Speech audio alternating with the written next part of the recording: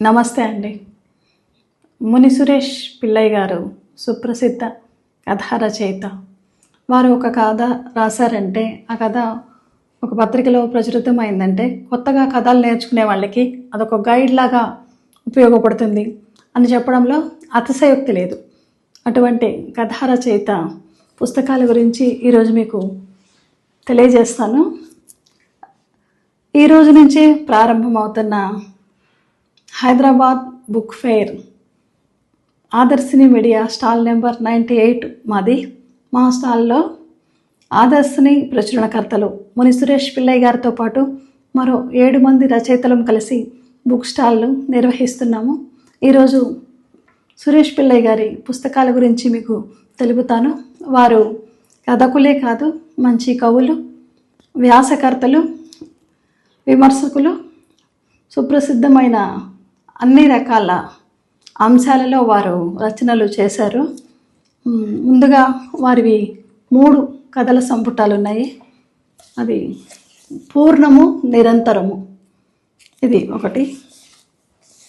రెండవ కథా సంపుటి రాతి తయారీ.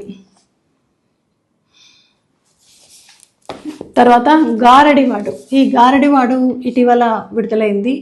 ఈ గారడివాడు కథా సంపుటి అనేకమైన పురస్కారాలను పొందింది.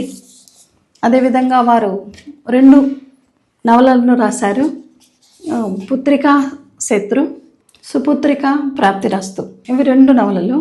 తర్వాత వారు వ్యాస సంపుటాలు రాశారు. అది మునివాక్యం అనే పేరుతో వీరు రాసిన వ్యాసాలు.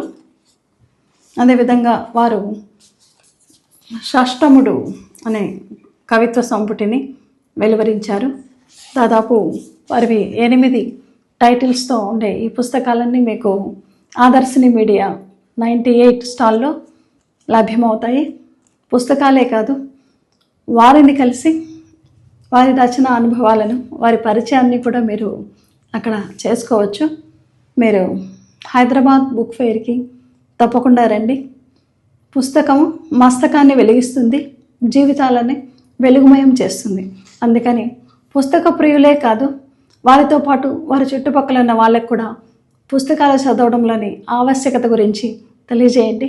తప్పకుండా మా స్టాల్కి విచ్చేసి మా రచయితల పుస్తకాలను కొనుగోలు చేసి మీ ప్రోత్సాహాన్ని మాకు అందించండి. ధన్యవాదాలు. మీ రోహిణి వంజారి.